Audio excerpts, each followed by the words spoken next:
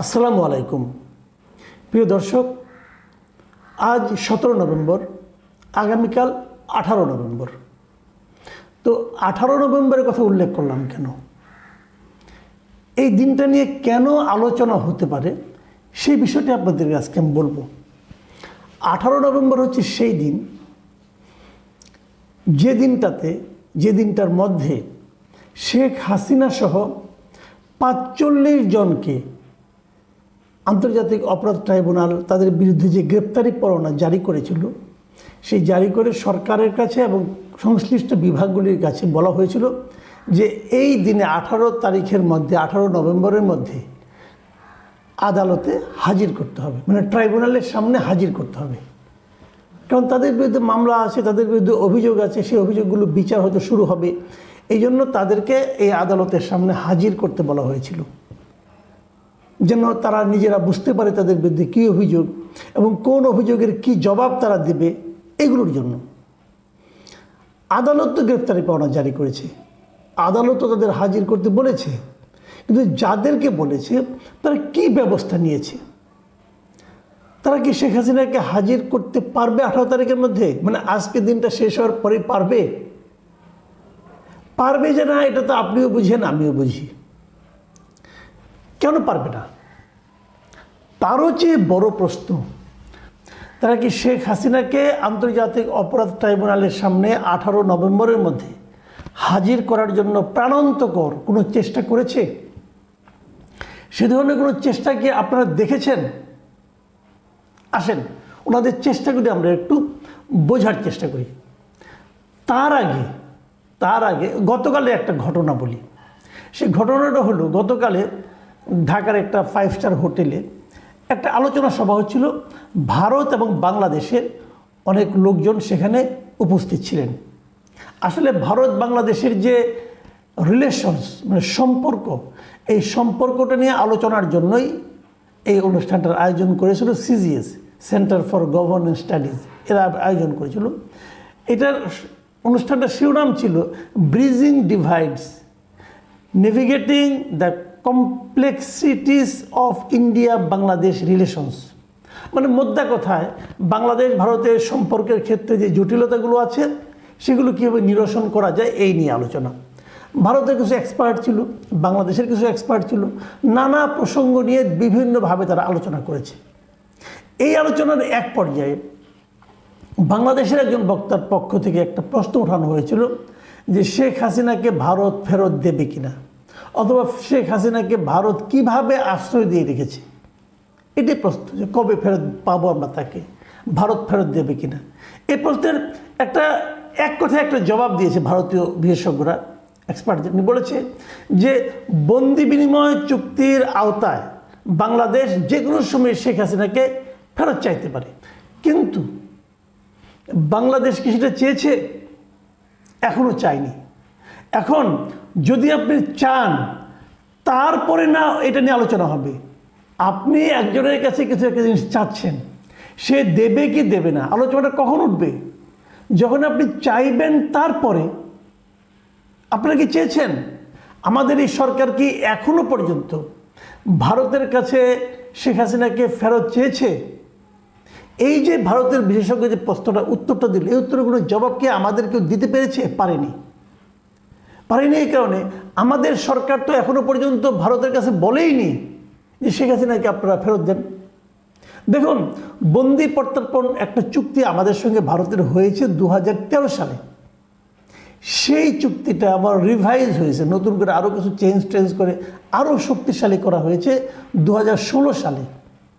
চুক্তিটা এমন যে আমাদের কোনো অপরাধী যদি ভারতে থাকে, তাকে যদি বিচারের প্রয়োজনে আমাদের দরকার হয়, অথবা তাকে যদি কোনো সাজা দেওয়া হয়, সেই সাজা তার উপরে প্রয়োগ করার জন্য যদি তাকে আমাদের দরকার হয়, তাহলে আমরা ভারতের কাছে চাইতে পারবো যে তাকে আমাদের কাছে ফেরত দাও। একই জিনিস ভারতও পারবে। আমরা কিন্তু এভাবে ভারত থেকে অনেক লোককে দেশে নিয়ে এসেছি, এনে বিচারের আওতায় রেখেছি। আপনাদের মনে আছে নারায়ণগঞ্জের 7 মার্ডার কেস, ওখানে কমিশনার নূর হোসেন ছিল, তাকে কিন্তু আমরা ভারত থেকে এভাবেই নিয়ে এসেছি। আমাদের এখান থেকে উলফার লিডারদেরকে ভারত এভাবে নিয়ে গেছে। কিন্তু কাজে এই চুক্তিটা আমাদের দুই দেশের মধ্যে আছে, চুক্তিটা এখনও বলবৎ আছে।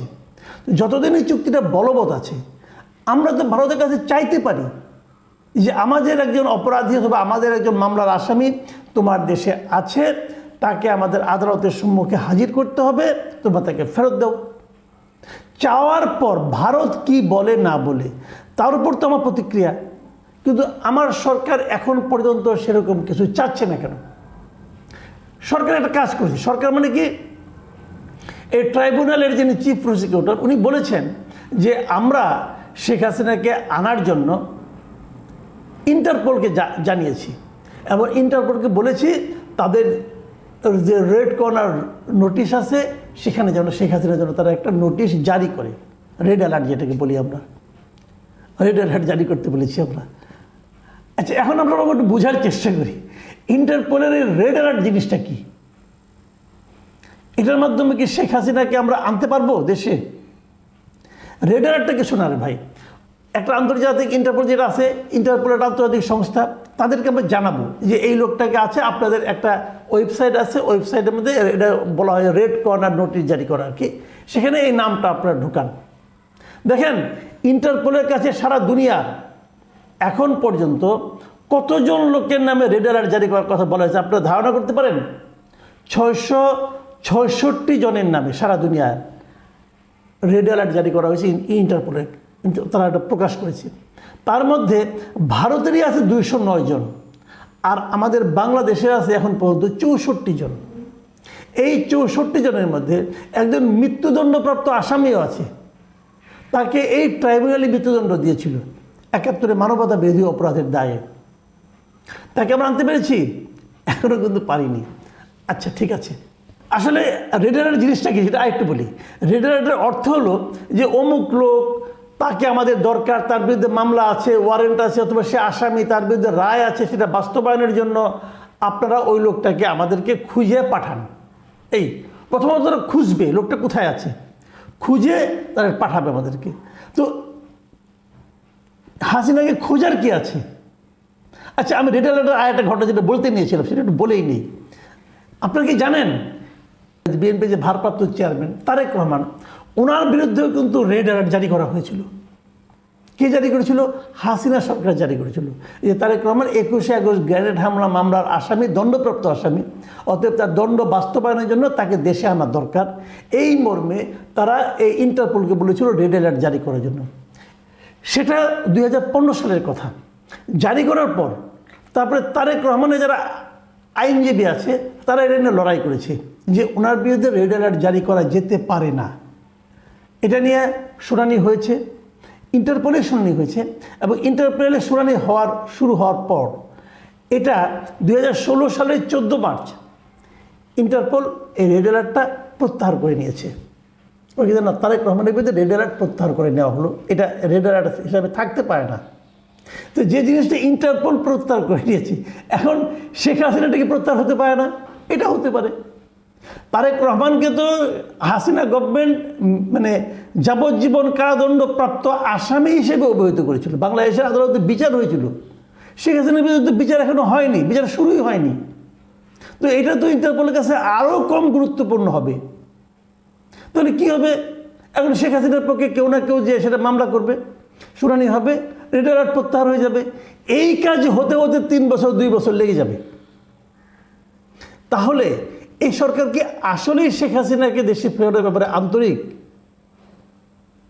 আর রেড অ্যালার্টে কী করবে? তারা খুঁজে দেখবে কোন দেশে আছে। এটা তো খোঁজাখুঁজির কোনো দরকার নাই।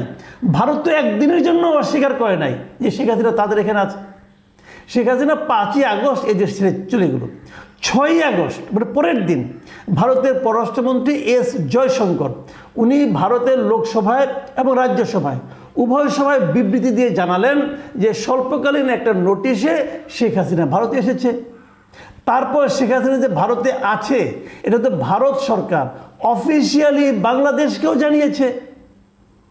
তাহলে তিনি কোথায় আছেন এটা খোঁজার জন্য ইন্টারপোলের শরণাপন্ন হওয়ার কি যুক্তি আছে ভাই? ভারতকে বললেই হয় আমার একটা লোক তোমার কাছে আছে, তার বিরুদ্ধে মামলা হয়েছে, তাকে আমাদের দরকার, বন্দি প্রত্যর্পণ চুক্তির আওতায় আমরা তাকে ফেরত চাই। বলে দেখেন আপনি। বিষয়টা আপনাদের একটা উদাহরণ দিয়ে বুঝাই।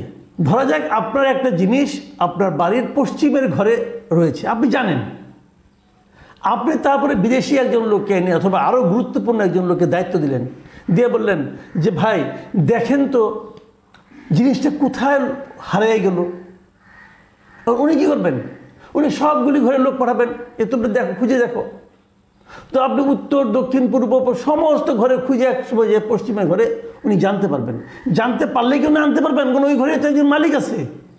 সে তো বলবে আমার ঘর থেকে জিনিস আমি নিতে দেবো না। তখন সে কী করবে? সে খুঁজে বের করলো, আনতে কি পারবে? আনতে হলে তো ওই ঘরের মালিককে বলতে হবে আপনার ঘরে আমার জিনিসটা আছে, দিয়ে দেন। তাহলে আপনারা কেন একজন ইন্টারপোলকে এনে নিয়োগ করছেন যেটা আপনি জানেন কোথায় আছে? ওখানে বললেই তো হয়, ভাই হাসিনাকে দিয়ে দেন, এই মহিলা এতগুলি খুনের আসামি, তাকে আমরা বিচার করতে চাই। তো তাকে না বলে এদিক ওদিক ছোটাছুটি কেন করছেন? এই নাটকটা কেন করছে সরকার? আমি বুঝি না, আমার কাছে এটা ক্লিয়ার না। আমার একটা জিনিস মনে হয় এটা এমনও হতে পারে। এমনটা কি হতে পারে? ওনারা বোধহয় আসলে হাসিনাকে আনতেই চান না। ওনারা মানুষকে বোঝাচ্ছেন যে আমরা আনার চেষ্টা করছি, আনতে তো একটু সময় লাগবে। দেখেন না, ইন্টারপোলে রেড অ্যালার্ট জারি করতে বলেছি, যেটার ফল হবে একটা অশ্বডিম্ব, ঘোড়ার ডিম। কোনো ফল আসবে না এখান থেকে। এটা আমার চেয়ে ওনারা আরও ভালো জানেন, সবাই জানে, এটার মধ্যে নতুন কিছু নাই। ইন্টারপোলের ওয়েবসাইটে গেলে আপনিও তার রেড অ্যালার্ট দেখতে পারবেন। তাহলে কেন এই নাটকের কি প্রয়োজন? প্রিয় দর্শক, আমরা শেখ হাসিনাকে ফেরত চাই, তাকে বিচারের মুখোমুখি করতে চাই। সে যা যা অপরাধ করেছে প্রত্যেকটা অপরাধের বিচার করতে হবে। আমরা শেখ হাসিনাকে ফেরত আনা নিয়ে নাটক চাই না। সরকারকে অনুরোধ করছি, প্লিজ নাটক করবেন না, এদেশের মানুষকে মূর্খ মনে করবেন না। তারা বোঝে কোনটা নাটক আর কোনটা প্রকৃতভাবেই একটা আন্তরিক প্রচেষ্টা। প্রিয় দর্শক, এখন এ পর্যন্তই। আল্লাহ হাফেজ।